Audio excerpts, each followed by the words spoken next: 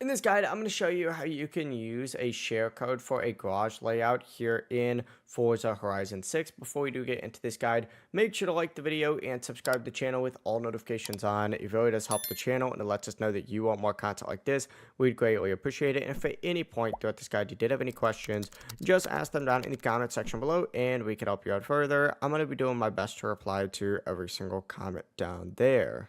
Now, first things first, you do need to make your way to your garage in order to go ahead and do this. So make your way to your garage first, and then you need to go ahead and open up customizable garage all the way over here. So open up customizable garage and then go ahead and select browse and manage to redirect you to a page that looks like this. And you can access your garage either from your estates. That's usually where I recommend doing it, but you can also like access your garage technically from the Horizon Festival site as well. So just keep that in mind. But essentially, once you're here, what you need to go ahead and do is go to browse community garages, open that up and search by using whatever button it is on your specific platform. It's going to tell you at the bottom of the screen. Mine is just like the view button on Xbox. I believe this is the share button on PlayStation. I actually don't know what it is on PC. But then from here, just go to share code.